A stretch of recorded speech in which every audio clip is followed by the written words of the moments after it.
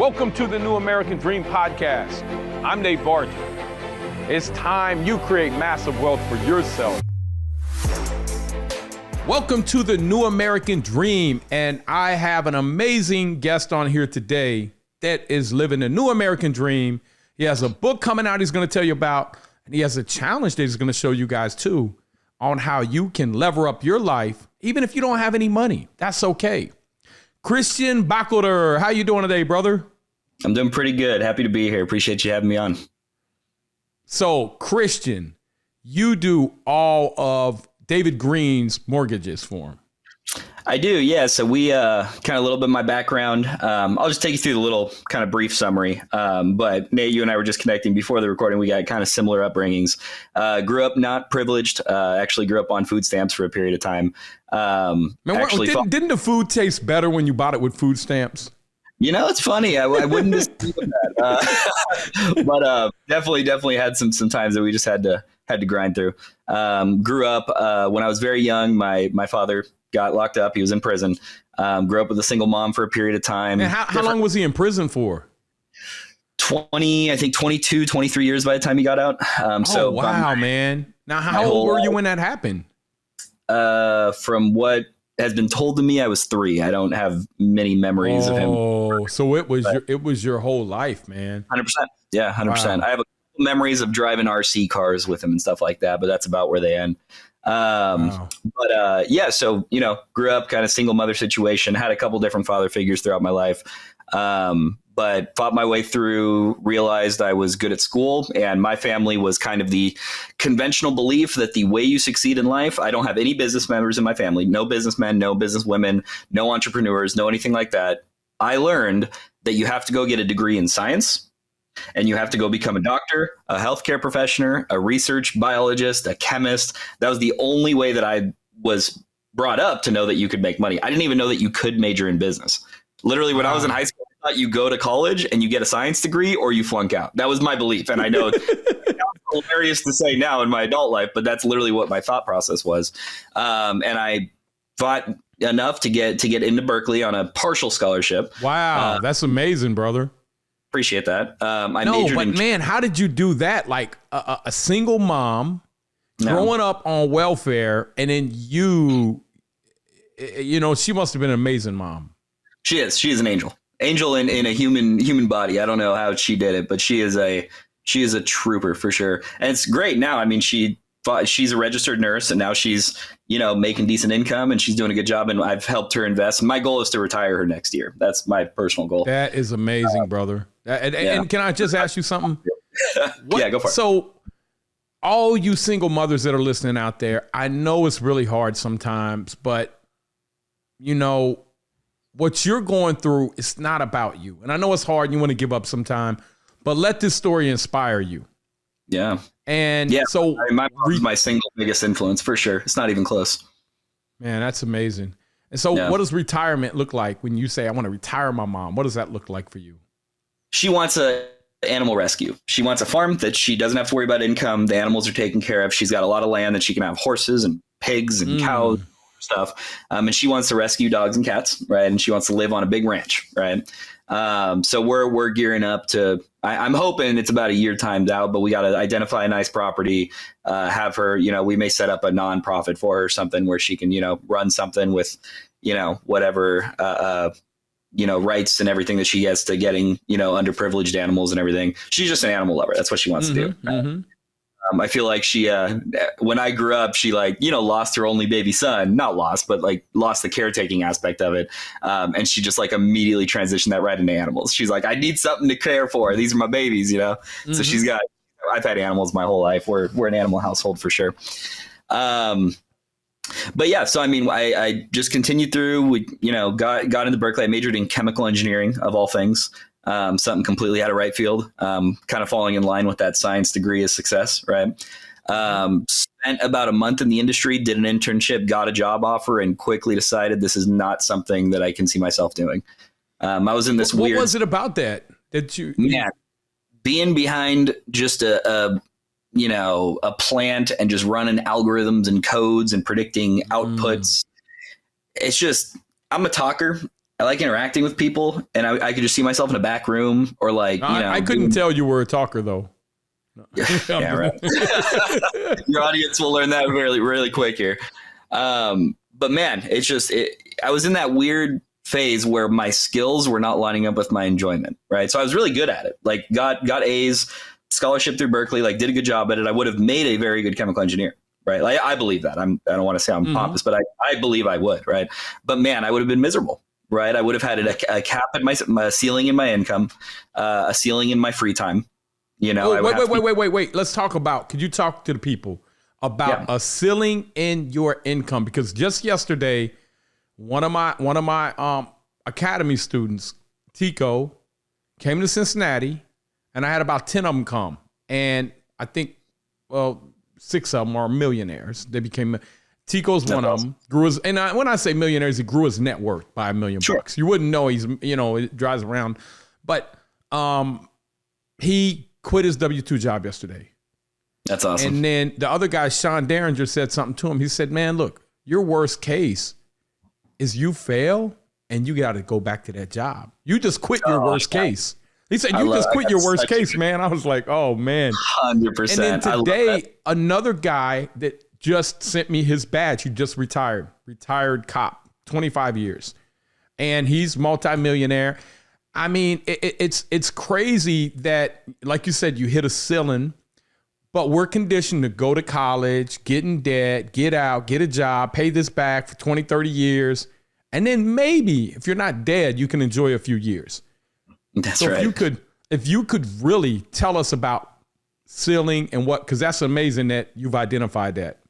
Yeah. So, I mean, there's with any job, you're going to have, your promotion path and everything, but ultimately you're going to have a ceiling and a floor, right? W-2 jobs have a floor. You can't make nothing, right? Yeah, you can spend everything and keep nothing, but you could theoretically, not, in a sales job, you could make nothing if you don't sell, right? In an entrepreneurship, you could lose money. We're both familiar with that. Like you could go into a real estate project and absolutely lose money.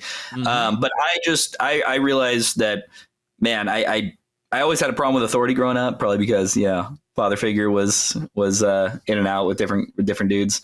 But I didn't want to be told what to do. I wanted to call my own shots, and I was willing to be open to failing to have that fulfillment. Right. I was okay with that. I said, hey, if I fail, that's okay. I'm pursuing what's going to fulfill me. Maybe it's, I don't make enough money, maybe whatever the other case is, but I'm going to be happy. Right. That was my original pursuit. Linked up with a guy who was in real estate. He kind of took me in, mentored me a little bit. It was a dad of one of my childhood friends. Right. And just found myself falling in love with it. I'm like, man, this is the way to build wealth in this country. I'd learned about the tax code. I learned about lending. I was a real estate broker for a period of time. I'm a lender now. I'm an insurance broker now. We're building a property management company. You can tell everything that I'm pursuing in life is just built around. Yeah, it's just built around this obsession, right? And we're doing all these things of, whether it's short-term rentals, long-term rentals, commercial properties. And it's just so exciting that you're always figuring out something new. You're always, experiencing a new trouble. You're at a new obstacle, something that wasn't on the last deal that's on this deal. That fascinates me. You're always growing. Yeah, that kind of fascinates me. Whereas, in the sciences, everything's predictable most times. Everything's you already know the outcome. You already mathematically know the outcome. Now you just need to make sure it's checking out. 100%. And they got safety inspectors making sure nothing goes wrong, and the few times that it does, you hear the crazy stories. Chernobyl was a chemical reaction gone wrong, right? Man. But it doesn't happen. I went there about a year and a half ago. We went to Chernobyl. So it's crazy. Yeah. It's a wild place, and learning all about I've taken like nuclear, physics classes, and it's pretty wild what happened there, but that's a whole different conversation. But so this has been a long answer, but your question was how I linked up with David. Found myself just in the same rooms, right? So I was pursuing, obviously running my business as a lender, as a realtor, ended up just kind of by stroke of luck working with the same client, I should say. David was the realtor. I was the lender. We hit it off. We had a good experience. We're like, hey man, you work at the same speed and pace that I do. You talk like me, you think like me. Then when he transitioned over into looking into starting a mortgage brokerage, I was on his short list, right? And I think in 2021, we were the fastest growing mortgage brokerage. In 2022, I think we were the largest strictly wholesale brokerage. And we started it in 2021. So we're 2 years in. And we've been very, very blessed and fortunate to have a lot of success very quickly. And every state, or you got carve outs? We're in the majority of states. We offer a lot of different loan products. So whether it's conventional or like, private money, it depends. We have different offerings in different states. But altogether, we're in about 48 states right now with at least one of our loan products, right? We're conventionally licensed in about 25 states. So for what it's worth, but it's been going really well so far. And, we're really excited where the future is going to hold. Even in the state of the market right now, we're finding properties that work. They are out there, right? If the listeners are sitting here it's better right now. Yeah, it's better. Yeah, I ran a number yesterday and the guy said, look, that the deal, and it was a Midwest deal. It was 95,000. And it's a burr, it's a burr. It's something, sure. And it's just numbers, guys. You can run your numbers. At 4.25%, and now his mortgage payment is at 7%. We ran, which you could probably do a little better than that conventional. But he's not borrowing 95,000. He's borrowing 80. He's coming in 15,000 cheaper because the labor is a little cheaper. Because we're starting to see an abundance of labor resources. Materials haven't moved much, but the price on a home. I tell people, I've been through the last recession. If you are not insulting somebody with an offer, you're probably offering too much. And I mean, unless it's a good deal, make the deal what you want it. But it was $151 difference a month, but he's getting 15,000. So his recovery time on that was 99 months. Yeah. And so when you really understand math, the cash flow is cool, but you build wealth by appreciation. That's where you really 100%. Get your wealth at. And so, I mean, I think it's a better time now than it was last year. If you got good lenders lined up, and you know what you're buying, you can do much better now than you're not competing against people. Absolutely. And I can't stress, you mentioned it there, the team, I can't stress the team enough, right? David calls it in his book, The Core Four, anybody who's familiar with the long distance real estate book. But man, if you can get a lender that can just consistently, even if they're not the absolute cheapest rate, get one that you trust, get one that knows your situation. About 100 or 200 basis points. Man. It's exactly what I'm saying. You care about that on the short term, then your deals suck. 100%, and you get, somebody who can offer something consistent, can be a good piece of advice, can tell you when there's new programs that come out. We roll out new programs all the time. Our DSCR product changes, our commercial loans change, our bridge loan changes. And people pursuing more kind of the more creative niche of real estate, I would put Burr in that category, right? You're being creative there, right? You're forcing appreciation. You're using leverage well. Financing is like 80% of a Burr, right? I mean, you got to get the bridge, you got to finance the renovations, and you got to refi when you're done, right? I mean, you got to have all that stuff done. Getting the contractors, you can get all that done, but I mean, if you're not getting the financing, two of the letters in Burr go away, right? Yeah, and it's. I love the strategy. Obviously, David wrote the book on it, and it's. I've seen a lot of people build a lot of wealth, which is really cool to kind of be watching. I would say 4 of the numbers go away because you can't buy, you can't renovate, you can't you can't buy, you can't renovate, you can't repeat, you can't refinance. True. So 4 of the 5 go away. Yeah, and 100%. But they're all so important in perfecting those. And having a lender that understands is the greatest thing. So they're looking, our audience is looking to borrow money. Where would they go to access your guys?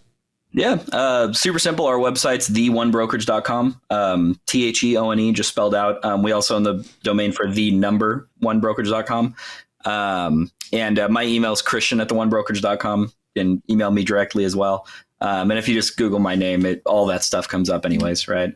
Yeah, we'll put the link below. We'll put the link below. Awesome. I know you got some amazing products if you're dealing with David Green. And, 100%. For those of you that have been under a rock, David Green is the bird. That's That's the guy who created the whole BRRRR and put it in. Before we were doing it, we didn't call it the BRRRR. We just said, yeah, I'm doing a cash out refi, you know, and that's all we knew was cash out refi. And then the banks got hip to that. We said, we ain't doing cash out refi anymore. We're doing rate and term. We just borrow all the money from the hard money lender at 80%.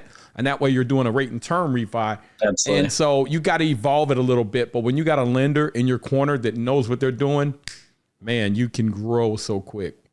Absolutely. Yeah. And if you don't mind me piggybacking off of that, for audiences that are maybe struggling to take the first step or seeing their ultimate goal, you mentioned right when we logged on, I have a book coming out. I want to just, I don't care about selling the book. This is not a pitch. I want to talk about the content. Books. I got a book coming out. Guys, the books don't make you no money, man. Yeah, exactly. I don't. We know how to make money. Me and Christian know how to make millions and millions and millions 100%. Of dollars. The book is just to get out with you guys. That's right. 100%. But what I do want to touch on is taking, whether it's your BRRRR strategy, whether it's somebody, I know David's big into house hacking right now. We're in California. You got to get creative, right? You got to get roommates in. You got to sacrifice some comfort for some flexibility, right? But the idea is for all of you who are out there, whether you're W-2 employees, 1099s, you know, independent contractors, whatever it is, if you can create a structure to purchase, I'm going to say one house a year. That sounds a lot to a lot of people. It could be one house every 2 years, right? Just set a amount of property by an amount of time. Okay. And replace that. A lot of people say, I can't do that. Right. Well, are you, putting into a 401k, right? Are you putting into IRAs are not bad, but what are you putting into your IRA, right? Is it growing right now? Is it liquid? You can't touch it. You can't leverage it. Right, unless you got a banking relationship that will let you. How much do you have in crypto, that's tanking right now, right? How much do you have in your Robinhood account? So if you can create a starting point, I want to just touch on what the ending point looks like. Let's just play a game here. If I say I have no property right now, I'm a median wage income worker in California. I make $70K a year. Let's say I work enough. I have maybe a significant other. We save 10 grand our first year. We put $10,000 down. 3.5% down, FHA house. What is that going to be? Like a $400,000 property, something right around there, right? I'm going to hold it. In the next year, I can move out, use that rent to help offset that mortgage, move out, get a new one. Okay. But let me jump forward now. Imagine we did, even if it's a $50,000 house in Kansas, it doesn't matter if you buy a property. Okay. If we jump forward 30 years and you did that every single year, in year 30, the property that you bought in year one will now be paid off. Assuming you did a 30-year conventional mortgage and you were scared of debt and you never refinanced and you never wanted to touch your interest rate, fine. Let's just assume worst case. That $400,000 house that we bought in year one, 30 years of appreciation, that it's going to be $1 million at least. $1 million. Okay. So let's play devil's advocate here. I'm making 70, 80, let's say 100K household income with two people, 50K each a year. I bought a $400,000 house. Now, 30 years later, we have $1 million asset. I didn't donate to a 401k. I didn't put it in an IRA. I have no retirement. I'm retiring now. I'm screwed. I started when I'm 30. I'm now 60. Well, now we have a house that the rent is appreciated as well. So if everybody's following me, we're in year 30 after rule. You're getting 10 grand. Yep. So let's just say, even if it doesn't hit the 1% rule, let's say it's 7,500. Yep. Yeah, whatever it is, right? And keep in mind, guys, 7,500 sounds like a lot, but this is 30 years in the future. If you go back 30 years, rents were, oil change. Rents were $150 in some areas, right? So in year 30 now, we have $1 million asset producing cash flow. If we cash out refinance, only up to what the cash flow allows us to. So if you have $7,500, like you said, in rental income, we would match a loan to have a monthly payment of maybe $7,000 or $6,500. So you have some wiggle room and you can pay the utilities and whatnot, right? Well, $6,500 in a loan can probably go get you $80,000 or $800,000, right? Now you got $800 on $1 million asset, and that can be viewed as income. And you also created another expense against your property. 100%. That mortgage is an expense. Now you don't have to claim the income that is spinning off. You just take the cash out. 100%. The biggest thing that I'm trying to drive home here, though, is in year 30, if you think about it, we just created $800,000 in tax-free retirement income. Do it again next year. And now next year, the property that you bought, 100%. The property that you bought in year 2 is now the one that you cash out refinance in year 31. Living a good life, man. 800 grand. Now, I ain't saying you're spending all of it, but if you want to, you can. You can say, I'm 60. I got 30 years left to go. I got 30 properties, and we gonna live it up, baby. I hope we don't live to 91 because we're gonna be broke. No. Yeah. Guess what? When you're 91, guess what? The properties will be paid off again. You could do it all 100% every 30 years. So that means your kids get 30 years later a paid off property. Now you're subsidizing their income. Or if the kids aren't good kids, you can go refinance when you're 85, pull all the cash out and not leave them anything. There you go. And just live your life, right? Live your life. Live your days out. But it's a super powerful strategy. Obviously, and you got a book coming out to show people how to do that, right?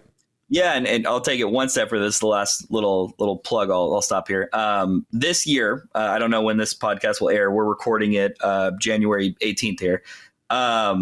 We're actually going to be doing a journey on both the One Brokerage social medias as well as my own personal.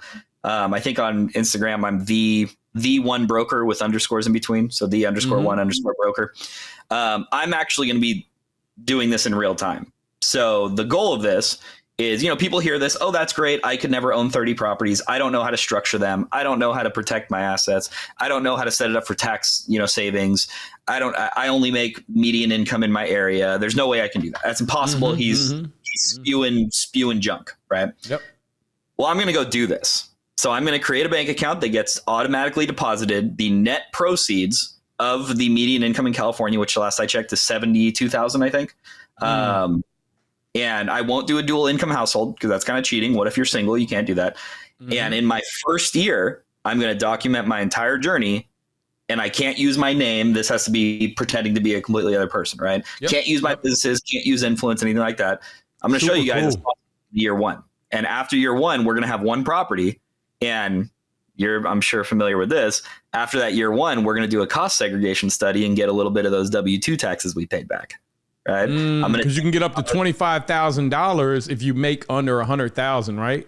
100%. And I'm going to materially participate in the property. And this is all jargon, guys. Oh, that's going to be great. You guys have got to follow him, man, because this is the stuff that I preach that a lot of you people that are W-2, you don't even know. You're not 100%. Even taking advantage of. Now, when you become a real estate professional, you don't have any non-passive loss limits. But for you people that are W-2, this is huge for you.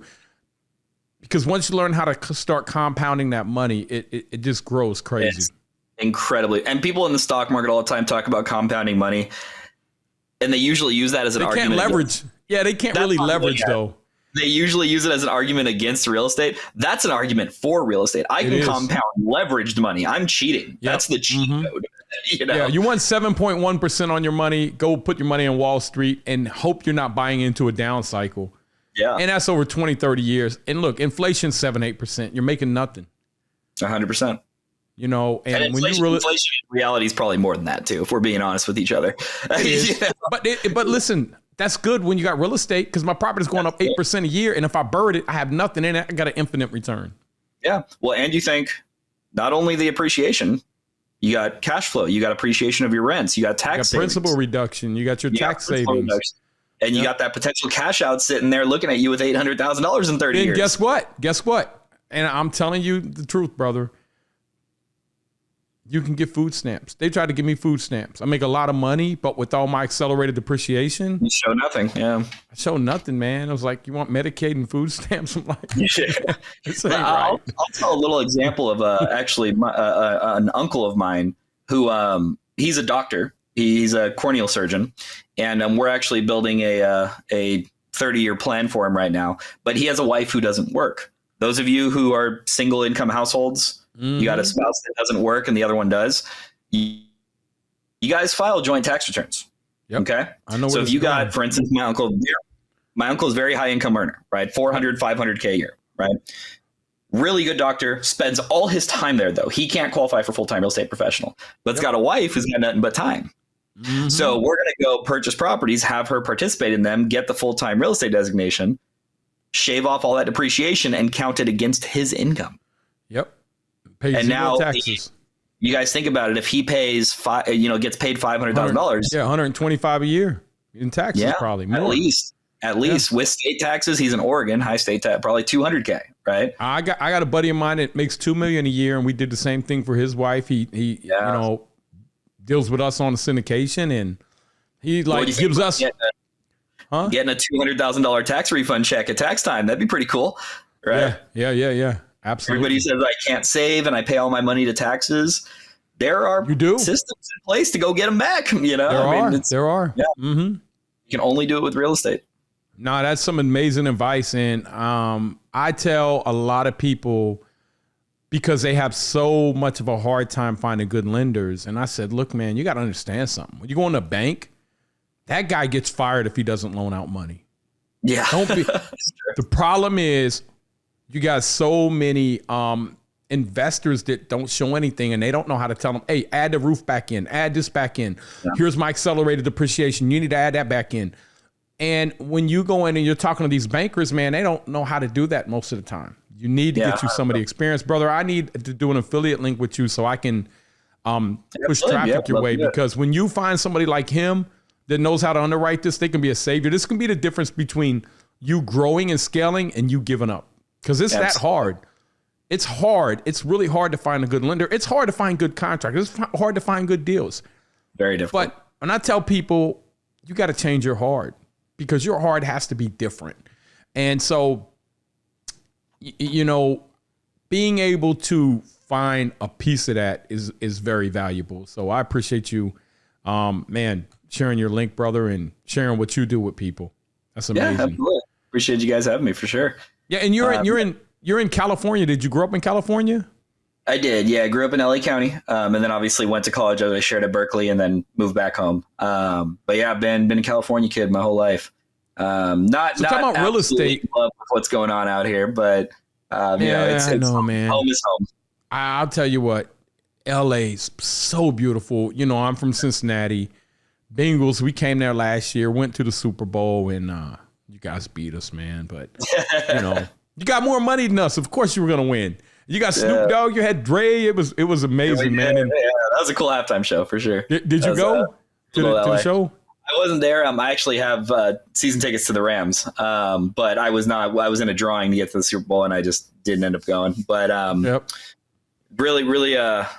really cool spot, though. I've been to SoFi a number of times. Crazy stadium. That's a sweet spot. Crazy, insane. It was insane, man. That halftime show was so amazing. And the stuff that me and him are talking about is just part of the new American dream. I took my kid out there for 14 days. He was 14 years old. We went there. We went down to San Diego. We went down to, what was that? Yosemite. Then we went to San Francisco. This is the new American dream. Being able to work from anywhere, being able to do anything, investing in property, owning assets that other people don't mind paying off. They're called tenants.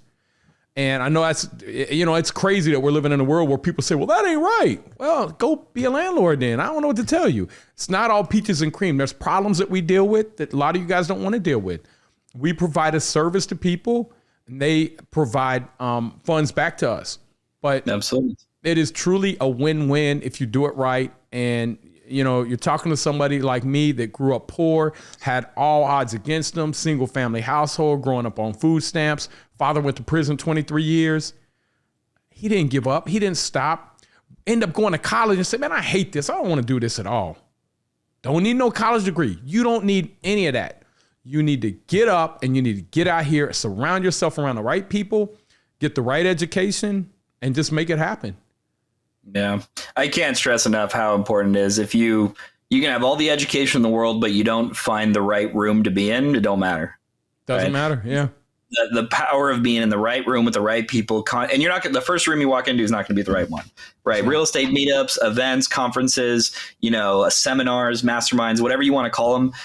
Search until you find the one that if it's ours, cool. If it's working in our circle, awesome. If it's not, I don't have hard feelings, right? We're trying to build a group in the One Brokerage of, you know, we call it that to be a one-stop shop. We want to provide any service that has to do with real estate, right? If that sounds like something people want to be interested in, please reach out. If not, there's a billion of us, right? Mm-hmm. But you have to find one that resonates with, and this, when I say one, I'm talking lender, realtor, property manager, contractor, everything, right? Your core. you got to find people that resonate with what you do, that connect with your pursuits, that understand where you're trying to go and understand what their role is in getting you there. Right. Mm-hmm. If your lender is just thinking that you're the next commission check, he's not getting you the best deal. He's not getting you the best loan product. He's not really thinking about how to benefit you on a pre-approval. You got to get somebody who's, really understanding where you're trying to go. All of our calls start with, hey, let's have a 15, 20-minute talk just to determine if we're a good fit. Right. Mm. We just want to make sure that we're a good, because honestly, I'll be honest with you, Nate, we're not the best lender for everybody. Yep. I have no problem admitting that. Right. Yep. You know what you're good at. And what does a when you come in, you say, this is the type of client we're looking for. What do they look like? Somebody who is wants advice on underwriting deals, wants to get creative, and does not want to stop at one property.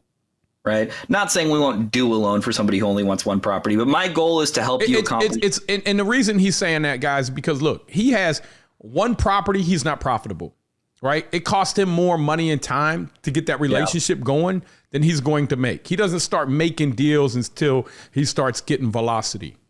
Yeah, 100%. And neither do you. So you shouldn't want to stop at one property.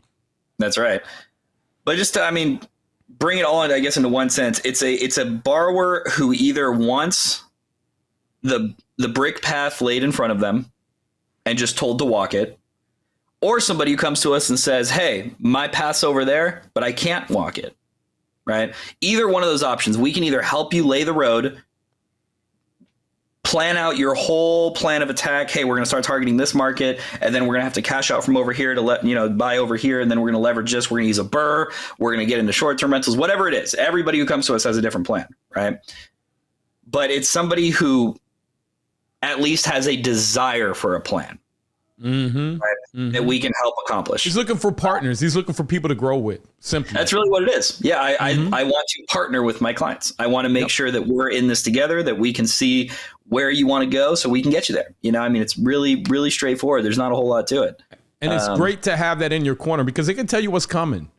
Yeah. Not all the time, but they can say, look, the debt markets, they're not buying this type of product. So you might want to tweak what you're doing a little bit. Happens all the time.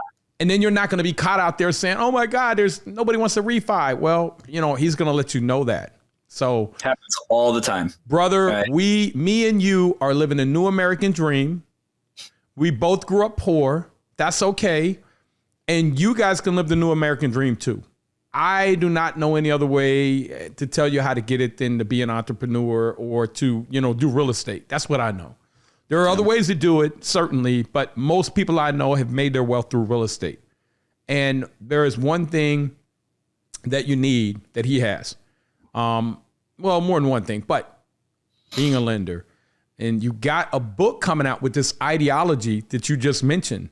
And I'm sure you're real analytical. You're going to have charts and graphs. You're going to show them step by step how to do it, right? Still a little bit of the engineer, right? Yeah, a little bit. What's the name of the book going to be, and when is it coming out? It's most likely, we're still kind of in talks about it. It's most likely going to either be or hover around one house a year. And it's the idea of buying one every single year. It should, hopefully we'll have some good progress made on it in 2023. I'd love to say 2024. We're recording this in January, like I said. So my first possible date would be a year from now. So it's going to be, and just a summary, how to get $1 million a year tax-free to retire off of. $1 million a year, right? Absolutely. That's what he's doing.